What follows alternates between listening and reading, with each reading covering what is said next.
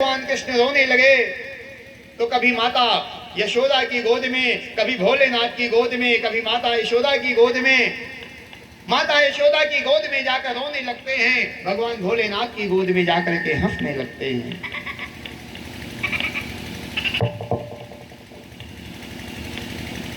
माता यशोदा ने कहा, बाबा तुम ऐसा कह दो कि मेरा लाला मेरी गोद में आकर के भी हंसने लगे। भगवान कृष्ण ने भोलेनाथ को इशारा किया, प्रभु अब ये लीला बंद करो।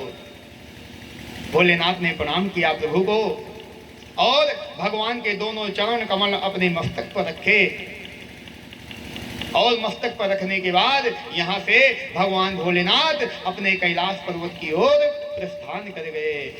बोलो उमापति महादेव की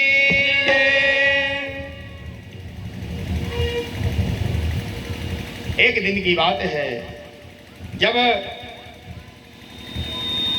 भगवान भोलेनाथ दर्शन करके चले गए, उधर बरसाने में श्री राधिका रानी विराजमान हैं। ये राधिका रानी भी कृष्ण का ही स्वरूप हैं। कहते हैं राधा रानी को देख करके सभी बरसाने वाले कितने आनंदित होते हैं।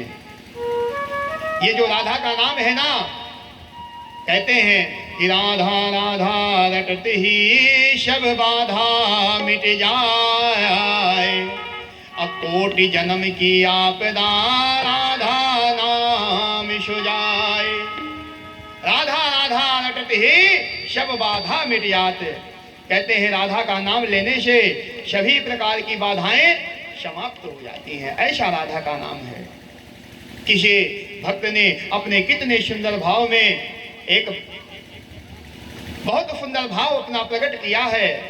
आप लोग मन से यहीं बैठे रहिए शरीर के द्वारा और मन से उस बरसाना धाम को जाइए जहां श्री राधा रानी का प्रागट्य हुआ है। और राधा रानी का नाम लेने से कहते हैं सभी प्रकार के पाप नष्ट हो जाते हैं। किसी भक्त ने बहुत सुंदर गाया है।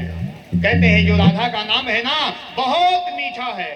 इतना मीठा है कि राधा के नाम के आगे मिश्री भी फीकी है।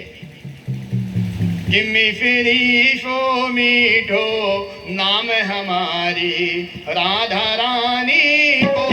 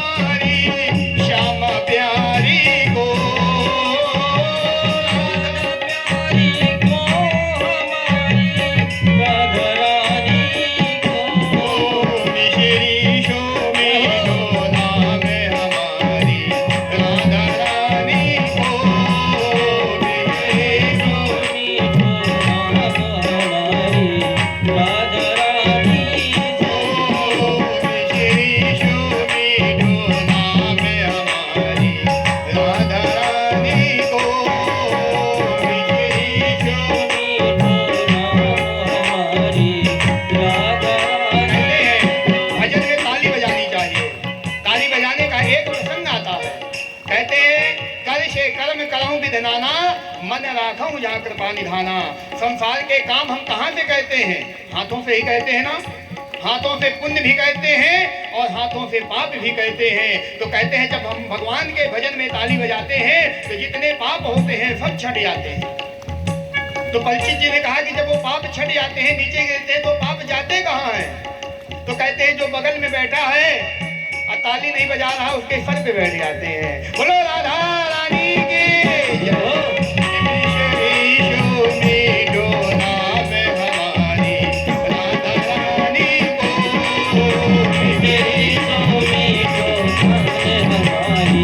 राधा रानी को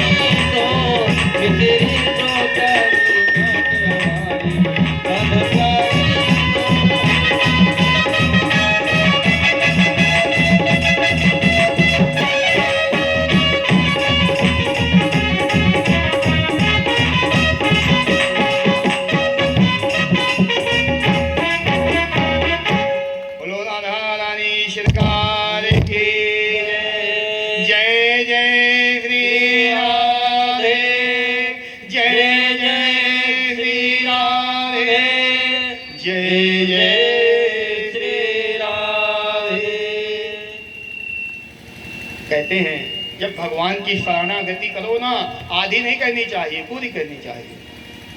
क्यों? भगवान से हम पूरा चाहते हैं ना, आधा तो नहीं चाहते ना। क्या कोई कहता है कि हमारी आधी शादी हो जाए? नहीं, पूरी शादी हो। कोई कहता है हमारा आधा बेटा हो जाए? नहीं कहता, पूरा बेटा हो। कोई कहता है आधी सर्विस लगे? जो संविदा में है उनसे पूछिए कितना दुखी हैं, क्योंकि आधी लगी हुई है। जब हम सब कुछ पूरा चाहते हैं तो आधा हाथ क्यों उठाते हो ऐसे टूटे टूटे? पूरा हाथ भी उठाओ। जब पूरा चाहते हो तो पूरा हाथ भी उठाओ। बोलो जय जय श्री राधे। कहते हैं भगवान के भजन में, भगवान के कीर्तन में, भगवान के मनन में, भगवान के निधिध्यासन में कंजूसी नहीं करना चाहिए। अगर हम कंजूसी करें, भगवान भी कंजूसी करे तो फिर होना भी नहीं चाहिए। ठीक है? कहते हैं भगवान सुखदेव भगवान कहते हैं, हे राजा परीक्षित, बरसाने में बहुत ही धूम मची हुई है राधा रानी के जन्मोत्सव की। इधर क्या हुआ, जब कंस को पता चला कि पूतना का वध हो गया, तो कहते हैं कंस ने तृणावर्त नाम के राक्षस को भेजा। यह जो तृणावर्त है ना, यह राक्षस भगवान को मारने के लिए आया और भगवान ने कुछ ही पल में इस राक्षस का गोविंदाय नमो नमः कर दिया। भगवान ने कहा भी तो है ना, मैं एक काम करने के लिए नहीं संसार में आता। देखो, भगवान ने देवकी और वसुदेव को कृतार्थ किया। भगवान ने नंद बाबा और यशोदा मैया को कृतार्थ किया। ब्रज मंडल में जितने गोप वृंद थे, जितनी गोपिकाएं हैं, सभी को भगवान ने कृतार्थ किया। और साथ में क्या किया, इन राक्षसों का वध भी किया। एक काम के लिए भगवान नहीं आते। भगवान के जन्म के अनेक प्रयोजन हैं, एक प्रयोजन नहीं है कि राम जन्म के हेतु अनेका।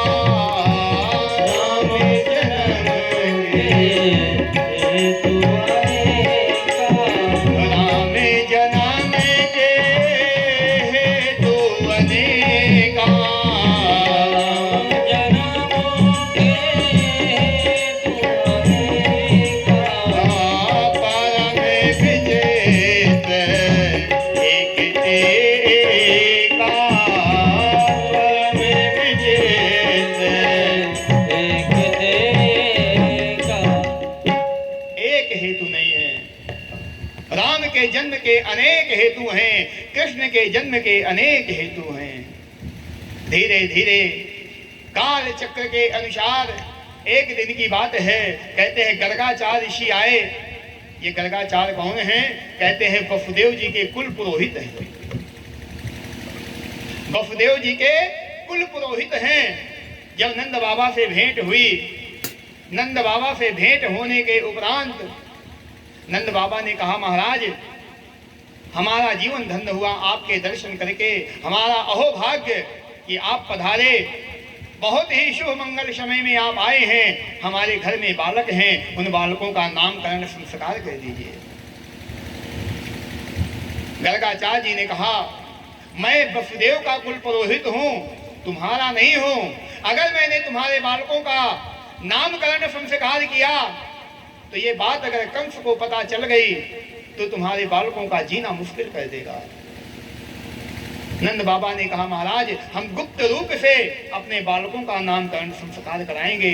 तो कहते हैं नंद बाबा, माता यशोदा और रोहिणी जी गौशाला में गए और अपने बालकों को लेकर के जब गौशाला में बैठ गए, कहते हैं जीवन में और संसार में सबसे ज्यादा पवित्र जगह अगर कोई है तो क्या है? गौशाला है। गाय को पालो। हम लोग क्या कहने लगे? कहते हैं कुत्ते को पालने लगे। हम ये नहीं कहते, कुत्ते का विरोध नहीं कहते, उसको भी भोजन दीजिए। कुत्ते से ज्यादा वफादार कोई नहीं होता।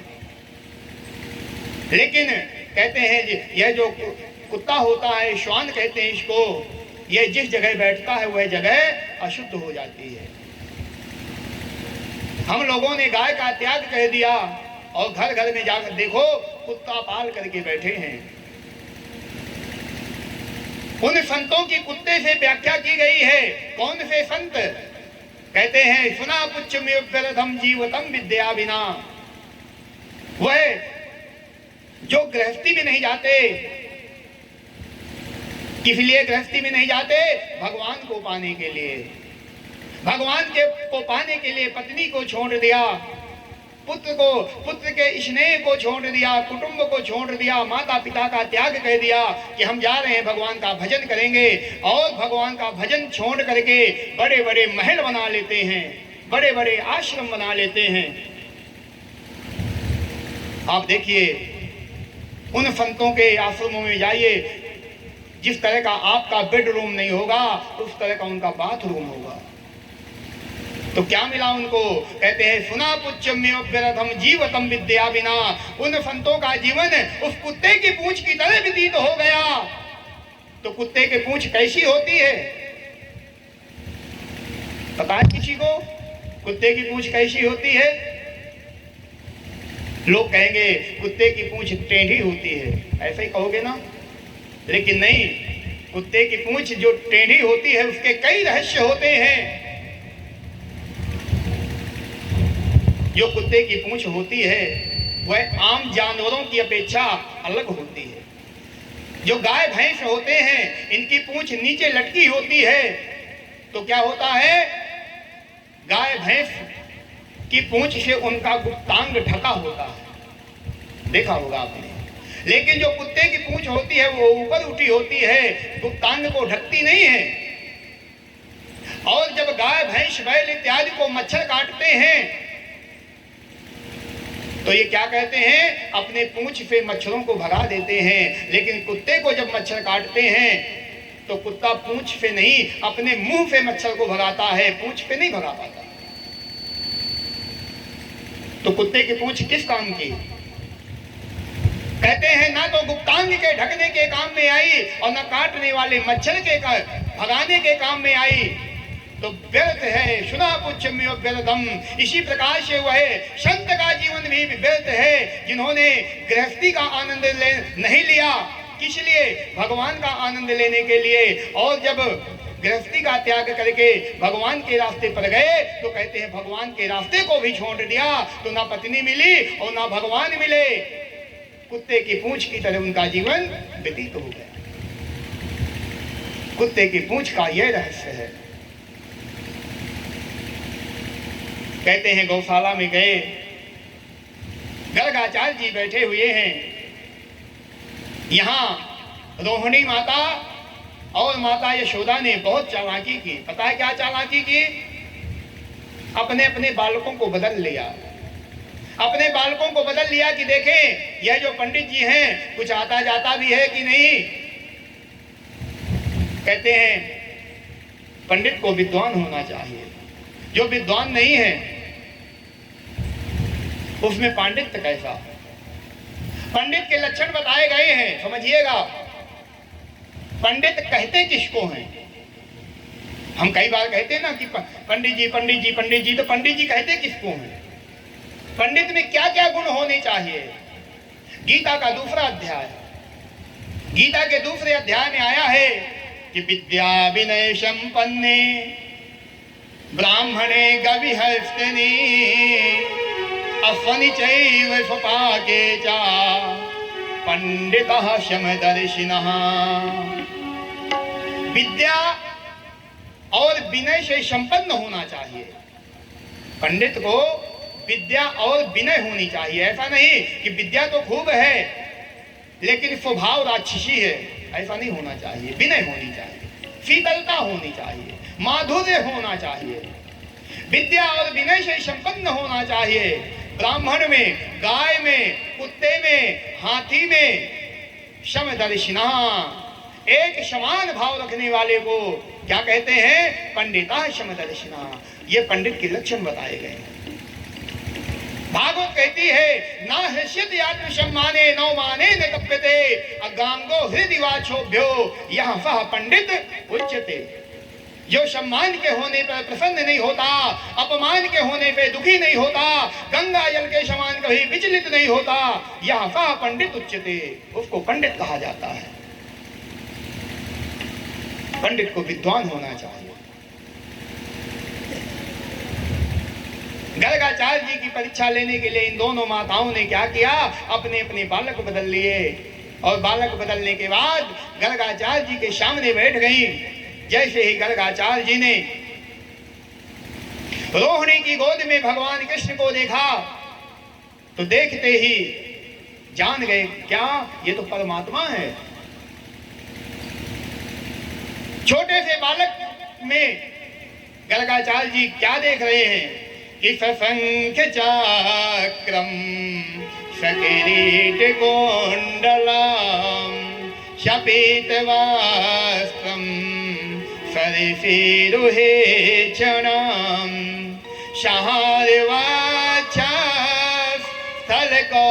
स्थलकौस्तुभश्रियां नमामि विष्णु, नमामि विष्णु फिर सा चतुर्भुजम। ये तो साक्षात विष्णु है। देखते ही गर्गाचार्य जी की समाधि लग गई। भगवान को देखने के बाद भी अगर समाधि ना लगे तो कहते हुए जीवन व्यर्थ है। हम तो सांसारिक पुरुष को जब देखते हैं, सांसारिक पुरुषों को देख करके मोहित हो जाते हैं। हाँ, कितना सुंदर है, इसकी आंख कितनी सुंदर है, इसका ललाट कितना सुंदर है। बारंबार देख, जानते नहीं है फिर भी देखने की इच्छा होती है, कितनी सुंदरता है। ये तो साक्षात परमात्मा है। गर्गाचार्य जी देख करके भगवान को समाधिस्थ हो गए। सामने रोहिणी माता बैठी हैं, माता यशोदा बैठी हैं, देख रही हैं। बाबा की आंखें बंद नहीं हो रही, खुल नहीं, एकदम से खुली हैं। बाबा का मुंह खुला हुआ है, हिलडुल नहीं रहे। कहीं बाबा जी पधार तो नहीं गए। तो कहते हैं यशोदा जी ने गर्गाचार्य जी को पकड़ा, कहा बाबा क्या हुआ। तो कहते हैं जैसे ही समाधि टूटी, समाधि टूटी। गर्गाचार्य जी ने कहा कुछ नहीं देवी, मैं तो अपने प्रभु को देख रहा था। भगवान ने इशारा किया, बाबा बताना नहीं। क्यों? अगर तुमने बता दिया तो पता है क्या होगा। अगर तुमने मेरी मैया यशोदा से बता दिया कि मैं भगवान हूं तो पता है मेरी मैया मेरे साथ में क्या करेगी, अलमारी में बंद कर देगी। हम लोग क्या कहते हैं भगवान के साथ में, भगवान के साथ में हम लोग कहते क्या है, अलमारी में बंद कर देते हैं। सुबह अगरबत्ती दिखा दी, जल का छींटा लगा दिया, 4 दाने इलायची दाना के रख देते हैं, इससे ज्यादा नहीं।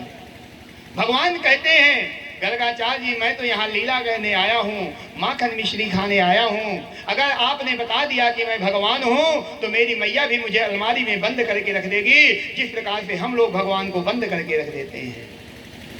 कहते हैं भगवान को कभी अलमारी में बंद करके नहीं रखना चाहिए। भगवान की जब सेवा करो तो कैसे करो, कहते हैं अपने हृदय में मातृत्व प्रेम ले आओ, अपने हृदय में मातृत्व प्रेम ले आओ। जैसे अपने पुत्र की सेवा कहते हो उसी प्रकार से भगवान की सेवा करो। जब हम ऐसा कहते हैं तब क्या होता है, माता जो होती है ना, माता का जो स्नेह होता है, कहते हैं कुपुत्रो जायते क्वचिदपि कुमाता न भवति। पुत्र को पुत्र हो सकता है लेकिन माता कभी कुमाता नहीं हो सकती। इसलिए भगवान कहते हैं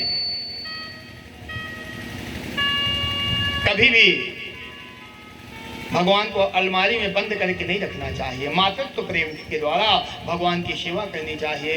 जो माता होती है वो अपने बालक के लिए कैसा समर्पित रहती है। जो छोटा सा बालक है, माताएं कैसी समर्पित रहती हैं, घर के कार्य तो करती हैं लेकिन उसका चित्त कहाँ होता है कि करो सदा तिन कहे रखवारी,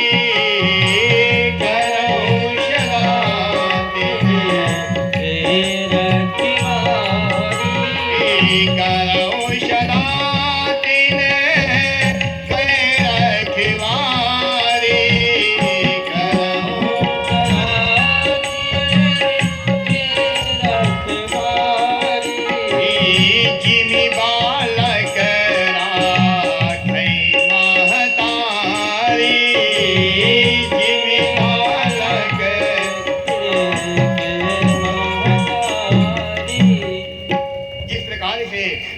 माता होती है ना, भोजन भी बनाती है, भोजन भी करती है और घर के सभी प्रकार के कार्यों को करती है।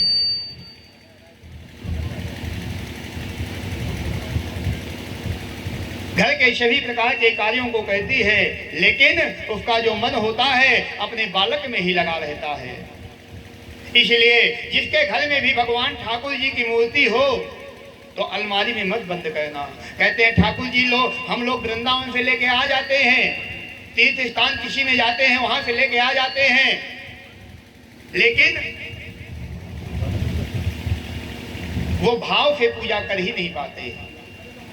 ठाकुर जी को लाओ तो कहते हैं भगवान का 8 बार भोग लगता है। ध्यान दीजिएगा, हमारे घर में छोटे छोटे से बच्चे हैं तो कितनी बार घर में खाते हैं? 8 से 10 बार खाते हैं। तो भगवान को भोग एक दिन में कितनी बार लगाया जाता है? कहते हैं 8 बार भोग लगाया जाता है। और हम यहाँ 4 इलायची दाना रख करके जय हो भगवान, ऐसा नहीं। गर्गाचार्य जी ने जब भगवान को देखा, भगवान ने कहा गर्गाचार्य जी माता जी को मत बताना कि मैं भगवान हूं। इशारा कह दिया। गर्गाचार्य जी नामकरण संस्कार करने लगे और जो बालक रोहिणी की गोद में है, ये कौन है? तो कहते हैं कि अयम ही रोहिणी पुत्रो रमयन सुरह दो गुणै।